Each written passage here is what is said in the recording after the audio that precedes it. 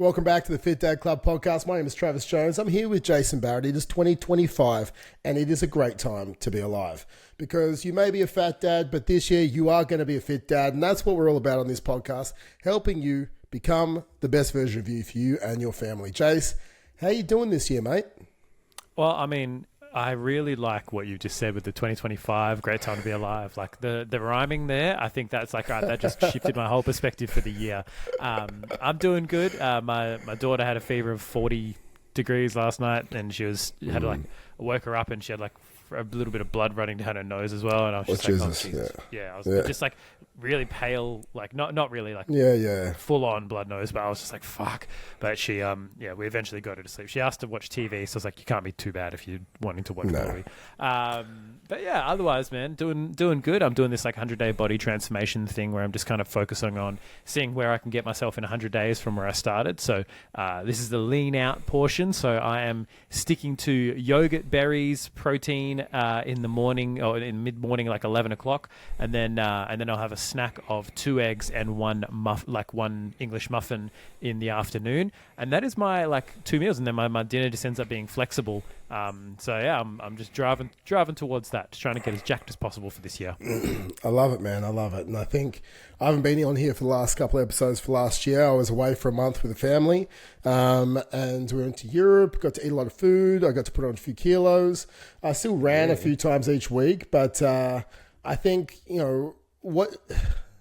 what I did was I wanted to allow myself to enjoy the food that you get to enjoy when you're in Europe, okay? Especially when you're on holiday. I did want to say no, I wasn't going to have the croissant and all the rest of it, but I minimized damage, put on a couple of kilos, and I was going to start a little mini challenge myself this week, but I got a little bit sick, as you do when you're coming back from like 35 hours of travel in airports and all the rest of it with kids and trying to make them happy. So I sort of pushed that back to this Monday coming. I'll sort of get back into it and drop those couple of kilos off in January. And I think when you have the ability to know exactly what to do, especially if you can turn it around in like even just a 14-day period, I think it's the perfect thing because, if I dial in these couple of things, I can lose the couple of kilos that I need to do, or at least it can kickstart you. And that's something that we're really excited about launching this year for everyone on the list. Like whether you're coaching with us or not coaching with us, or you're hesitant, you're not sure what to do, we're having a free 14-day challenge. And we're going to do this as a lean in 14, a 14-day kickstart. It's going to teach you some great habits, help you overcome some roadblocks or obstacles that are holding you back from one, getting started, 2, maybe plateaus that you have, or maybe you just need that fucking kick up the ass to get your shit into gear in 2025. And that's what the 14-day challenge is all about. Now, we're not having a landing page this week. If you're interested in it, we're going to start at Monday week, guys. So we're going to get you going. We're not going to get started next week, the week after. Okay, so get your stuff together, get your head mentally right, and send us a message on our Instagram and say, hey, I'm keen, drop us your email, and we'll get you started. And if not, after next week's podcast, we're going to have a live landing page. You can register. It is for free. We want to try and impact as many dads' lives as possible this year with our challenge, and we really want to try and get about 12,000 dads. I think if we can hit 12,000 dads through the challenge in 2025, that is our mission. Our mission is to get 12,000 dads through our 14-day challenge to kickstart them on their journey to being the best and healthiest version of them in 2025. That is our goal. That is our big, hairy, audacious goal for the year. For us is to really transform 12,000 or kickstart 12,000 dads' lives in 2025. So send us a message if you're interested in our 14-day kickstart challenge to kickstart your health and journey. It is free, and we will teach you a lot of stuff that you need to know, from meal timing to essentially what you should be doing with training, and it's simplified methods. Because obviously when you get started, we want to try and we're going to talk about this today as well. Sometimes we look about the most complex method. What's the best training plan? What's the best meal plan? Guys, you don't need the best of anything. What you need is the thing you can actually stick to. And that's what we're going to teach you. We're given the constraints that dads have.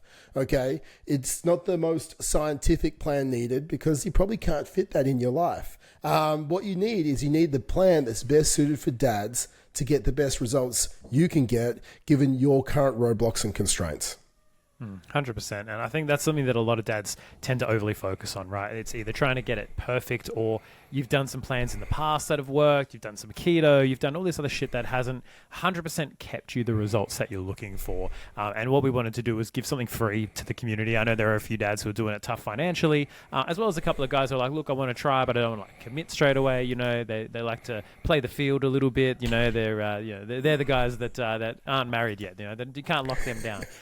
You give a bit of a trial just to see if you gel with the methods. But that's what we've done, is we've come up with some unique methods to really help accelerate dads into, whether it's fat loss, whether it's general longevity, feeling better, more energy for your kids, all of that kind of stuff that we know is important to dads.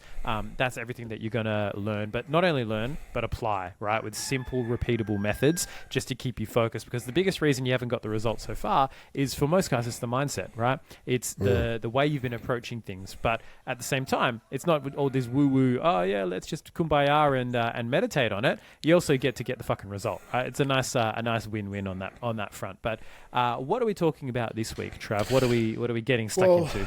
I think the biggest thing is I wanted to talk about the 6 things that you must focus on this year if you want to get results, right? Like, you might have had goals last year, you might have had them the year before. We started this podcast 2 years ago, but you still might not have got them, or you might have started and you might have fallen off the wagon. And I think it's really good to narrow our focus. Okay, and I wanted to talk about the 6 things you must focus on this year if you want to get long-term results. And I think that the number one, it is a bit of a mindset shift for us all, because that is the most important thing. Your mindset, the ability to keep doing the thing you need to do.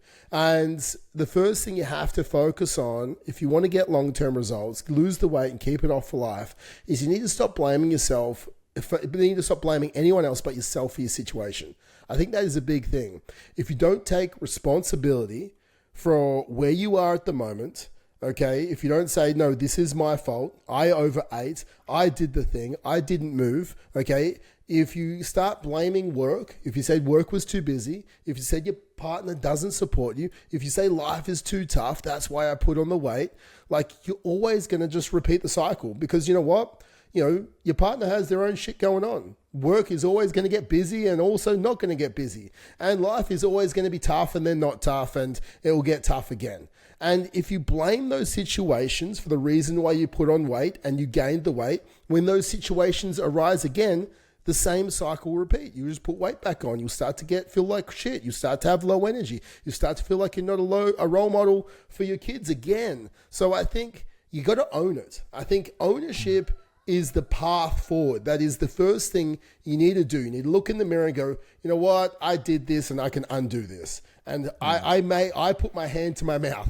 I put the drink to my mouth. I put the food to my mouth. I didn't put the feet in front of each other and do the steps. I didn't lift the weights. And it's like, no one said that, it's not that anyone didn't support you. It's just you didn't do the work. And I think that is the number one thing. And yes, life can get tough. And yes, things can happen. But you have to go, you know what? I'm drawing a line in the sand. I'm stepping over the line. I'm owning it. I'm moving forward from today. Yeah, I think it's you take ownership without like beating yourself up is the biggest thing. Because the other thing that I find with some dads is they'll go down this spiral of and this rabbit hole of just pity, almost like a bit of a pity party. But there is an element of like, just from a negative mental health perspective, you're just beating down on yourself like, oh, I'm shit, I can never make it happen, I can do.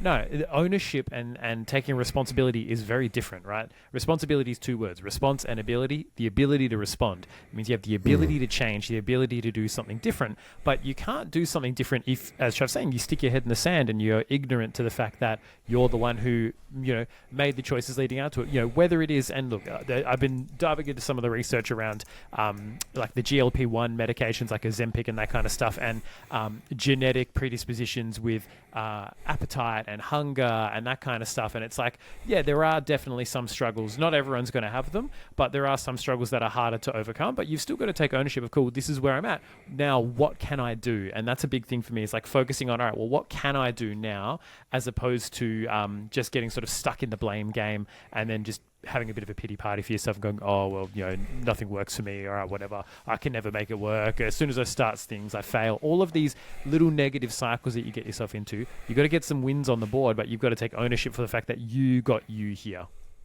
I think so. And I think also, like, I've talked to a couple of my guys that are like, oh, I'm not disciplined and I can never be disciplined. I've never been disciplined before, and that's why I can't follow a diet or I can't follow a plan. I always fall off the wagon. And it's like, man, you are disciplined. Do you turn up to work? Yes. Have you got raises? Yes. Did you study to get your job that you can't do? Did you go to university maybe? Yes. Did you maybe play sports at a higher level? Some of the guys have. Did you show up to your training sessions? Yes, I did. Well, you were disciplined. Okay. Now, so if you have shown discipline in another area of your life, maybe not in your health and fitness right now, but you have shown discipline in your life, that means you are a disciplined person.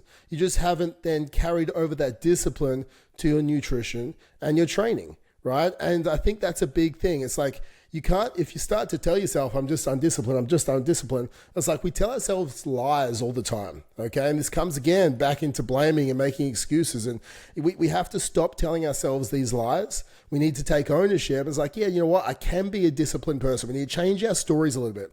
I can be a disciplined person. I just haven't figured out exactly how to be disciplined in this area of my life yet. Maybe because I go into like an all or nothing behavior pattern.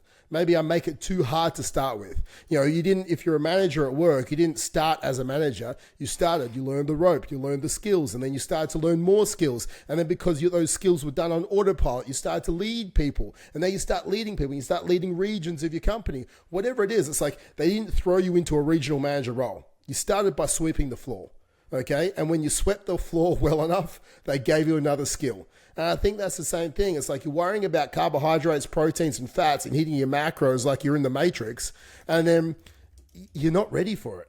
All you need to do is start by sweeping the floor. You need to start by hitting the 10,000 steps. You need to start by, lifting up a weight a couple of times. Start with some body weight squats and some push-ups.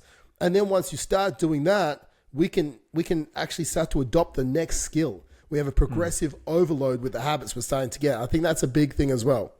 Yeah, people struggle when they try to overhaul every single thing all at once and make it perfect. And that's the reason why you tend to fall flat on your face, is aiming for that perfection, because then it's like you don't hit it, and then you're like, all right, well, I've set myself this almost impossible standard, and I'm not going to be able to stick to it. Like with the way that initially the naps and stuff are going with the newborn and stuff like that, in terms of me getting to the gym, it was like, all right, cool, I could manage to get into the gym for half an hour most weekdays. Some weekdays I couldn't, some weekdays I could, just with everything else going on. Now I'm able to consistently probably get there for about 45 minutes. So cool, I'm not putting the pressure on myself to get back into the big sessions I was doing before. It's just like, if I can get in and get something done, and if I can't get much done, using some of the techniques that I talked about in some of the previous short podcasts from when Trav wasn't here, around like training intensity and just getting that doing some drop sets and doing some high intensity stuff just to get the work in a faster capacity. And that's kind of what we're doing in the as part of like the 14-day challenge as well, is looking at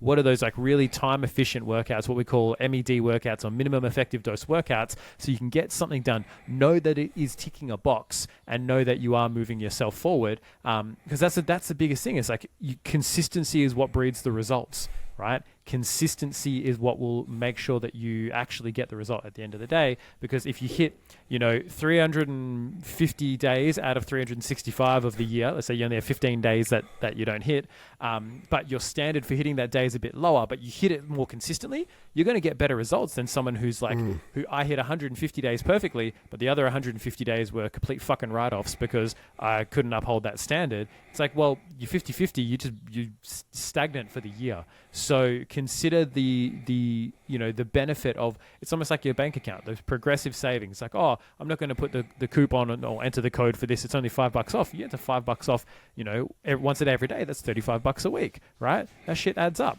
right? I can't even do the math on what that ends up being after a year. What's that? It's like $1,800. $1,800. There you go. If I was going to say 150, I don't know why. My brain's still not working after last night. It's a lot. It's a lot more than 150. Yeah, it's like 5 weeks. Yeah. But I realized. I think what we look at, guys, is that is point two, what we're talking about right now. It's like, it's creating the most consistent plan, not the best plan. Okay, I think that's the biggest thing. The most consistent plan for you to not only, and I think the big thing is what Jason's saying here as well. It's like, I'd rather someone train like 350 days and do like what we talk about is our 2% plan, which is like 28 minutes a day. I'd rather someone train for 350 days, 2% of the day, than 150 days and spend like 2 hours on those, because what we want to do, especially as dads, is we want to try and win the day. And I think movement's a big thing for us. Movement it increases your endorphins. It helps you emotionally regulate. And like as a dad, I think you do need emotionally regulate a lot, especially as your kids start to grow up and there's a lot going on, and you have financial stresses, you've got partner stresses, you've got kids stresses, you've got your own stuff you're dealing with. I think training, it's not a crutch. Okay, and this is not what I'm saying. It's not a crutch that you lean on to emotionally hold yourself up, but it does play a good part in giving you a bit of a stress relief. It does play a good part in giving you some good endorphins kicking in, and it gives you a good one. It does increase like BDNF, so it increases your cognitive performance. It keeps you younger, and we want to make sure that we just are ticking a box. And I think if we can tick a box, 6 days of the week, saying I did this and I did this for me, it's giving yourself, and it's like, it's not a punishment. I think as you get into it, training is definitely not a punishment. It's a bit of you time. Whether it's like you going for a run for 28 minutes or you lifting some weights and just going back and forth with some bench press and some, body rows or some pull-ups or some squats, and you just go in a circuit. Again, it's not the most complex plan, and there's time for complex plans, and there's time for just minimum effective dose plans where we're trying to hit a threshold, we're trying to lose some fat and hold some muscle. And I think if we're doing it for 28 minutes each day, we can definitely change our life. And it is the most consistent plan is what we need to look at. It is not specific carb timings and protein post workout shakes and 5x5 lifting protocols. Like, it's not, the most elaborate supplements. What it is just, getting your calories in, dial it in. And if you can focus on the protein, cool. Focus on getting protein in your meals. Like, focus on that. And we want to get our steps. If you can hit 10K, for sure. But don't say, I'm going to hit 15,000 steps every single day. And all of a sudden you're at like 3,000 at, 2 o'clock. And you're like, oh, I'm not going to hit 15,000 today. So, fuck it. I'm just going to sit on my ass the rest of the day. Because we have this all or nothing mentality. It's like, no, like get for 10 steps. Like 10 is maybe your gold standard, or maybe 12 for you. But it's like, it's looking at where you are, setting it slightly above, and starting to nail that for the next 4 weeks. And if you can go up from there, then you progressively overload from there. It's like, lift some stuff. Get the 2% plan in. So it's like our 2% of the day, get it moving. I think it's creating this consistent plan that sits inside your constraints in your life and making that nailed, or nailing that as best as you can, and locking into it for 2025 is a big thing for us.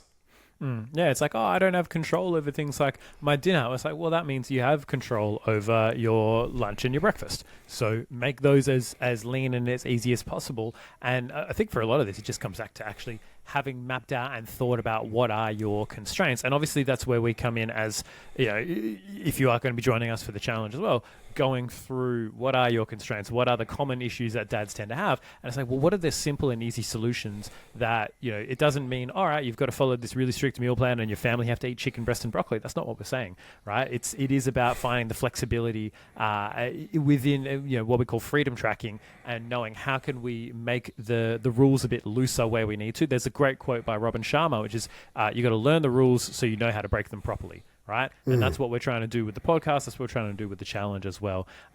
Next up, and a big one for a lot of guys that they struggle with, is getting support and realizing that you are the sum of the 5 people that you spend the most time with. And for a lot of guys, it's like, it's by default, not by design. It's often like your workmates, it's some, extended family members and that kind of stuff. It's, kids, friends, parents and shit like that.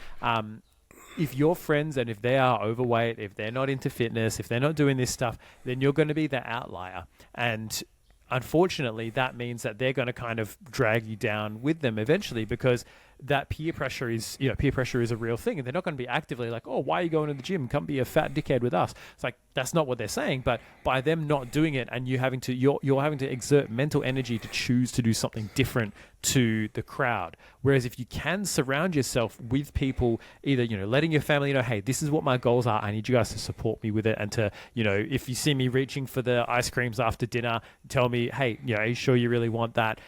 Just remind me, keep me on track as much as possible. Come for family walks with me. Let's do this on a Saturday together, do park run, that kind of stuff. If you can't find a physical group around you, then finding an online group, right? If you want to change your life, you need to have a new group of friends that you can start adopting their habits, and they will actually lift you up to a higher standard than that you will be if you're just by yourself, right? Find friends that will push you and challenge you to be better as much as possible. Otherwise, you're just going to kind of end up sinking down to the level, because you're not going to be able to carry 5 people on your back to a higher tier. It's impossible. You've got to have support around you to help lift you up, especially when you're just getting started. You need to have other people going through the same thing but looking to make the same change, so you can be on the same wavelength and lift each other up. I completely agree, man. And I think if you look at it, if you have people and friends who are interested in health and fitness, generally they'll talk about it as well. So, it's like, hey, did you train this week? Or how did you train? Like, how's your 5K time? Or, hey, what are you training for? What are you doing for that? Or how's you eating with this? And they'll start talking in a positive way, right? And then you'll get more like, you'll light up about, oh, this is what I'm doing. And we start to get excited about what we're doing and our results. If you're the only one who's trying to change your life, because remember, guys, for things to change, things have to change, right? So if you're trying to change your life and you're adopting these new habits, and then all of a sudden you're having a catch up with your mates and you're eating your, I don't know, let's just say chicken and salad. You don't have to eat chicken salad, but let's just say chicken and salad. And they're looking, it's like, man, why are you still eating that? And they start to do the opposite of being supportive, right? They're like, oh, are you still doing that diet thing? Oh, how long are you going to this? How long are you going to do this gym thing for? I feel like you've been doing it for like 3 months now. Isn't it enough? When they start to pull you down, because it's like crabs in a bucket, right? When one crab tries to get out, they just pull you back down to their level. They pull you back into the bucket. You want to get someone pulling you out of the bucket and jump you into a new bucket, a better bucket, a healthier bucket, where all those crabs are going to live longer and healthier lives. So I think for us, it's really understanding. It doesn't mean you need to divorce your old friends, but maybe especially whilst you're trying to change your life, and you're creating a new identity, guys.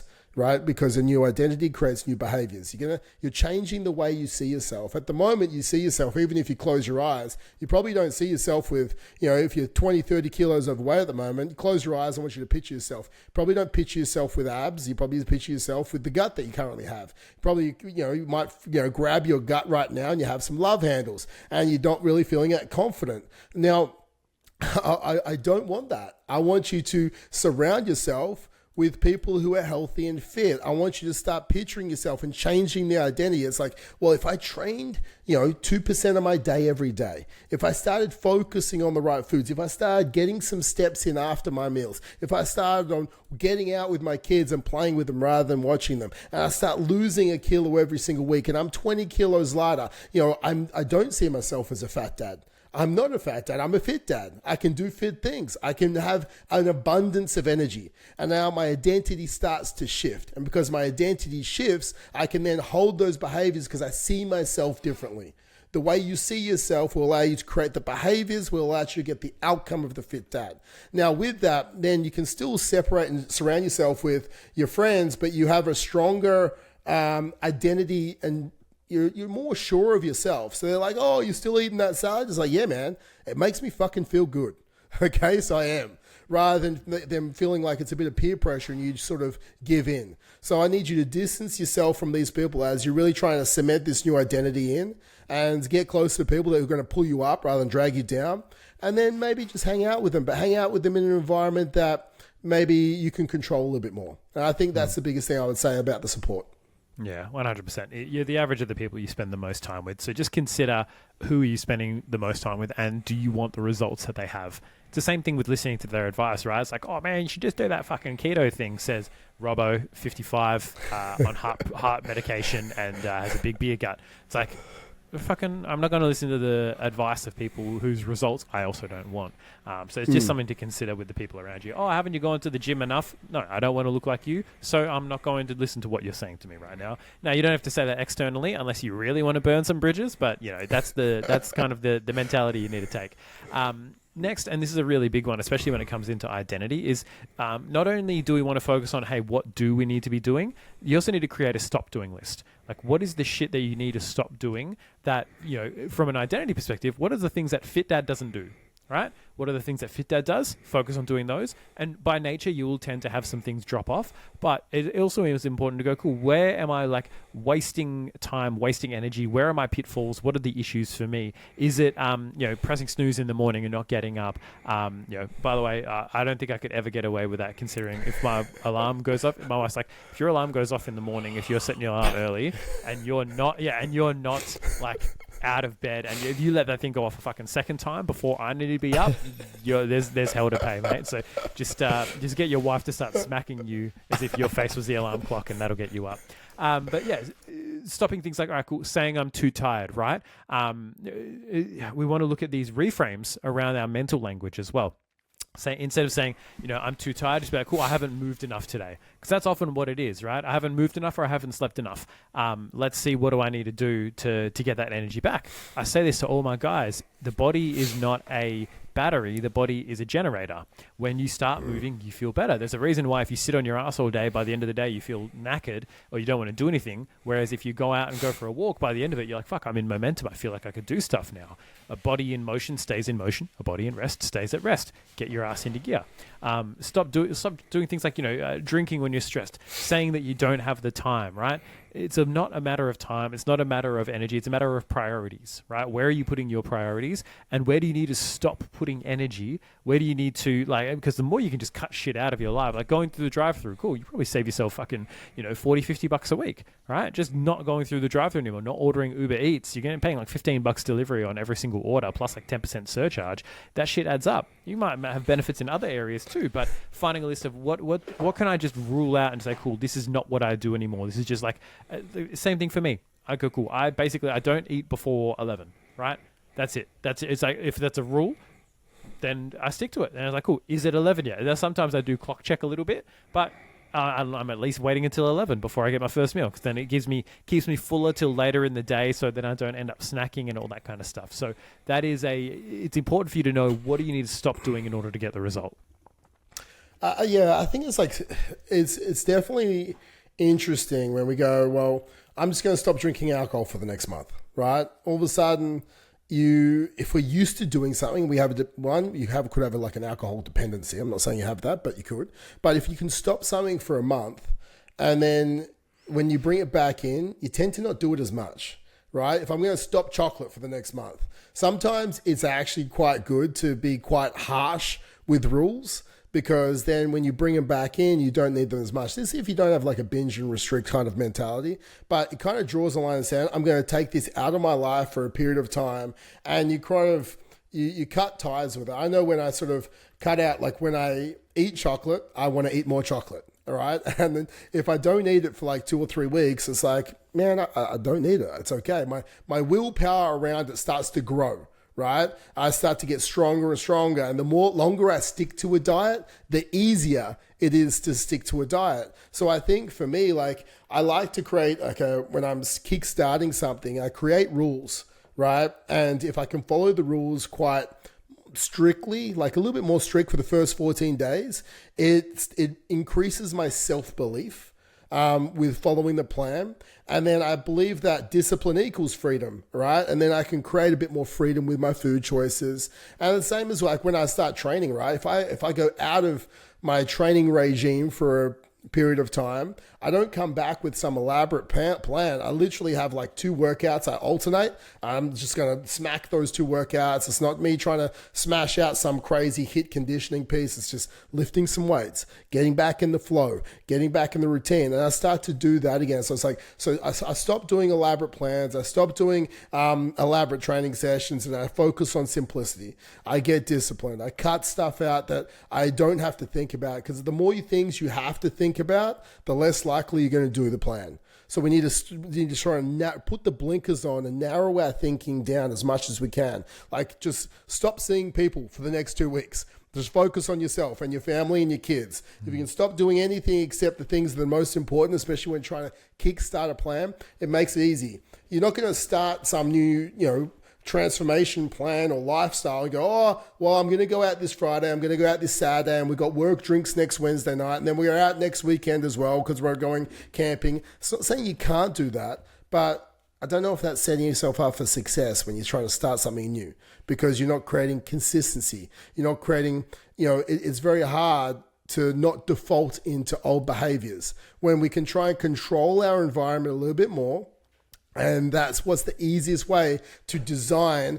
What's it look like? What does my ideal day look like as the healthiest version of me? And I think this is what some of you guys need to do. When do I wake up? When do I go for a walk? When do I eat my first meal? When do I eat my last meal? What do my meals generally look like? Are they protein first? Do I like running? Maybe I do. Maybe I don't. Then don't do running. Okay, like, start to focus on the things that you're going to adhere to as you get started, and stop trying to put shit into your program and shit. I'm going to do keto. Well, do you like high fat foods and shitting all the time? No? Then don't do keto, right? Like, don't stop doing dumb stuff. Like, I'm going to do the man shake. Okay, well, do you like just drinking shakes? No? Then stop doing that. Stop starting dumb diets. Start starting something that is sustainable.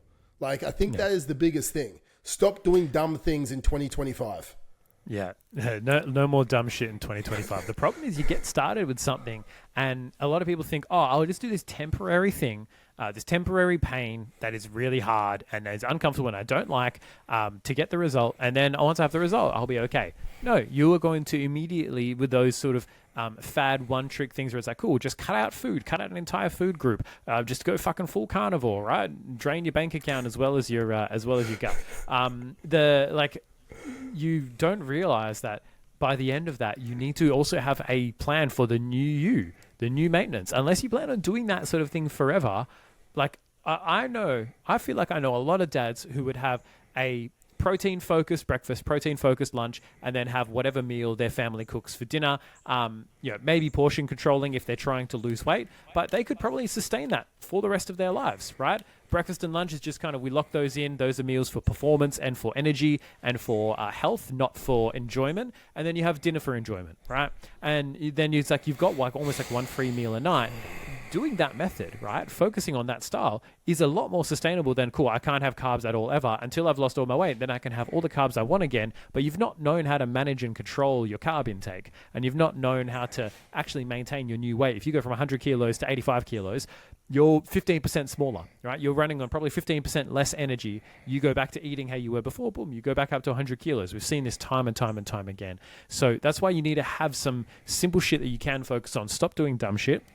Stop doing the overly complicated, overly restrictive stuff. And you've got to find, it's not as sexy as, oh, yeah, just cut out one thing. Carbs are the problem, right? It's really nice to just demonize one big thing like a lot of these sort of diets and programs tend to do. But guess what? The real transformation and solution lies in the nuance and the balance, and going, cool, well, you can have this stuff. Guess what? Just not fucking all of it. Yes, you can have pasta. Just don't eat, a massive bowl full of creamy, cheesy, fucking bacony pasta, right? Try not to eat that specific pasta and have that much of it, right? Those are the simple things to do. So the next thing to focus on is protein, right? The reason why we talk about protein so much is the more protein you have, the more energy you will tend to burn in your diet from digestion, the more fuller you'll feel, and the more muscle you'll keep, right? That's as simple as it needs to be for protein. Protein's very important.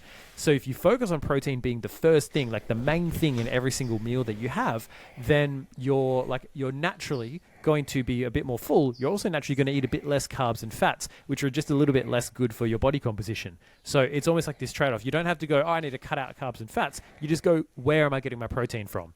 If you've got a protein-forward meal approach, you can do things what we call like a modified intermittent fast, where you just have a protein shake in the morning to bump that protein number up, and then you just eat lunch and dinner, right? Traditional intermittent fasting is just lunch and dinner, but some guys need a bit more in the morning. Definitely works.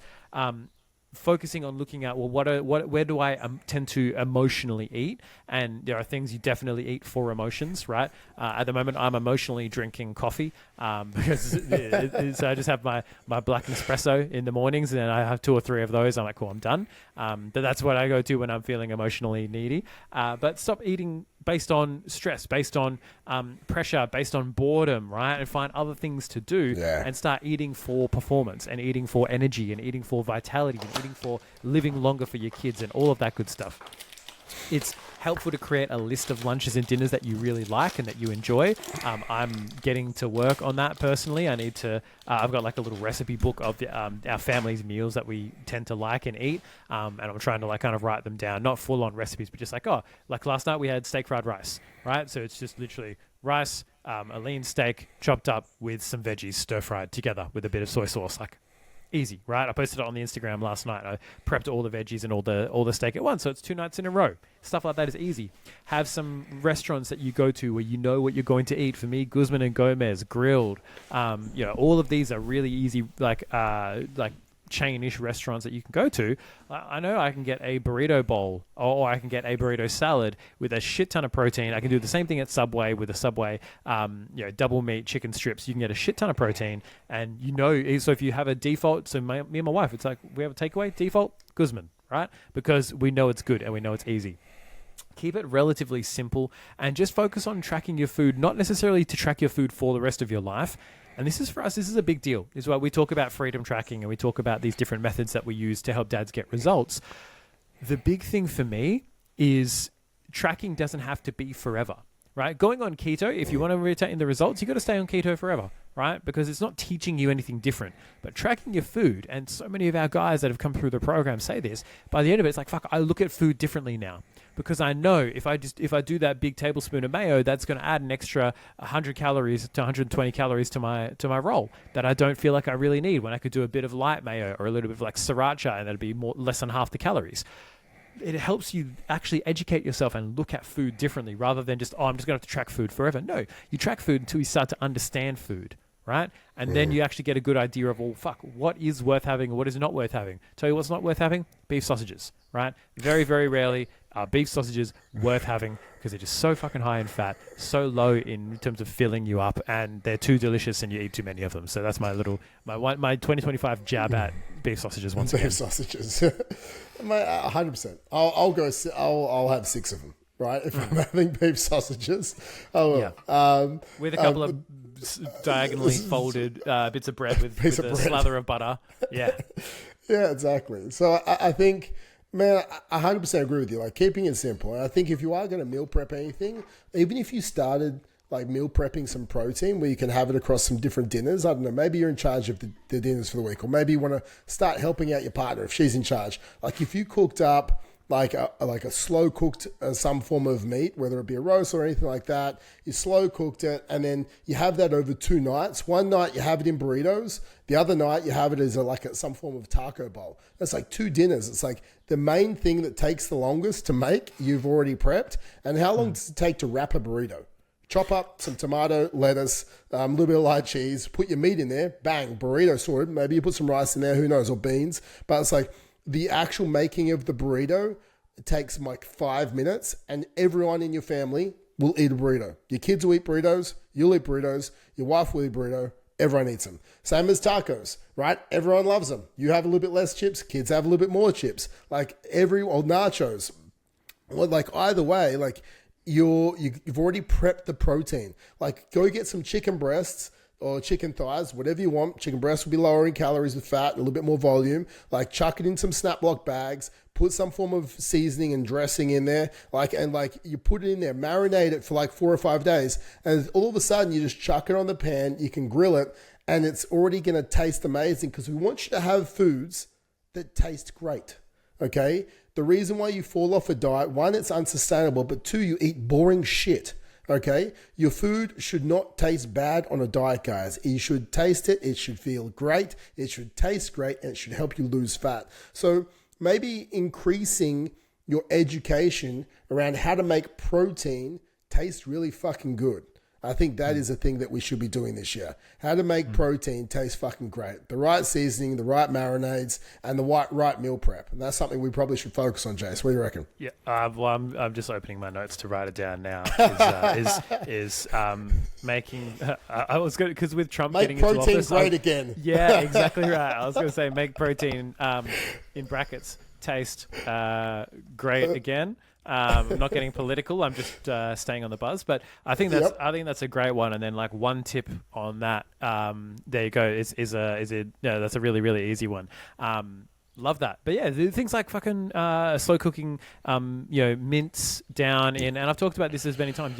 You slow cook some lean beef mince, and you go, cool, I can use this in like with a tomato base and some beef stock. You go chili con carne. You can use it in like stir fries. You can use it in tacos and bowls and whatever. Like you can fucking make a sloppy joe out of it if you really want to. Like you've got so many different options available to you. Just put it through pasta like a bolognese. Like people are so rigid in there. Like, oh, but we're going to have a chicken Alfredo and this is what we're going to do. And it's just like, I just throw, like my wife loves what I cook.